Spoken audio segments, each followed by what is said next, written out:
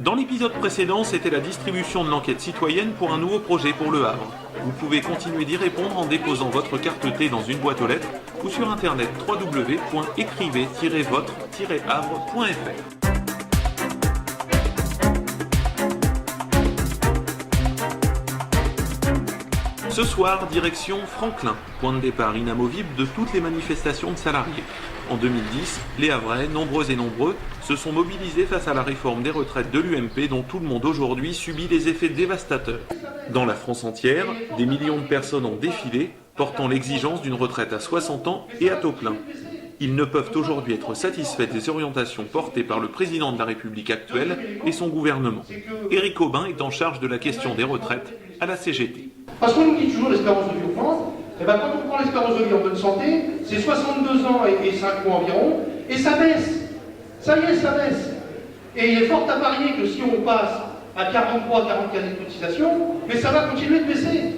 Oui, toutes les réformes depuis 1993 qui ont été menées par la droite, et notamment celle de 2010 menée par Sarkozy, ont amené à une baisse du niveau des pensions et à plus de précarité parmi la population senior. Donc je crois qu'en 2013, si on arrive à construire un niveau de mobilisation important dans les entreprises, que tous les salariés, quelle que soit leur sympathie vis-à-vis des organisations syndicales, soient ensemble dans les manifestations, eh bien ça fera bouger les confédérations et ça peut amener effectivement à avoir un grand mouvement unitaire, tant du point de vue syndical que politique.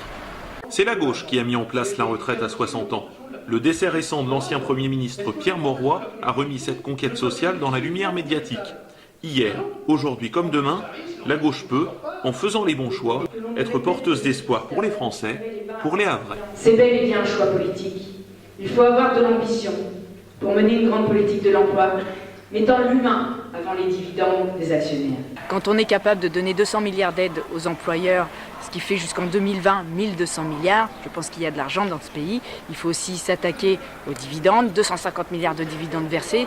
Si on taxait les dividendes, c'est 20 milliards de plus dans les caisses. Comme quoi il y a de l'argent.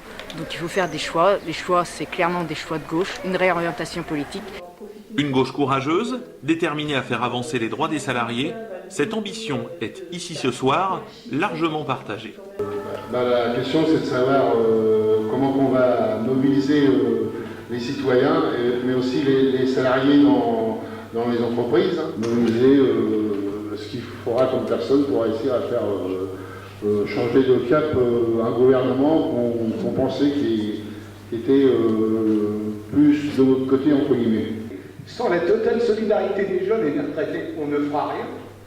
Et les jeunes, il faut bien qu'ils se disent qu'ils sont intéressés par la retraite, parce que c'est leur retraite à eux qui est en cause. Il y a néanmoins de vives inquiétudes quant à la possibilité aujourd'hui de reconstituer le large front syndical et politique qui avait prévalu en 2010. En effet, certains semblent s'accommoder des conclusions du rapport Moreau qui propose au gouvernement de réduire les pensions et de reculer une nouvelle fois l'âge de départ à la retraite. Il ne faut pas se satisfaire de cette décision. Et le moyen de surmonter, c'est de rassembler tout simplement. C'est de rassembler les gens dans les boîtes, dans les quartiers en disant les retraités sont touchés, les salariés sont touchés, les jeunes sont touchés, et les plus que jeunes seront encore plus touchés. L'inquiétude qui est chez tous ces gens-là, dans toutes les familles, il faut qu'on la fasse percer tout simplement. Et se dire qu'on va gagner. Merci à vous.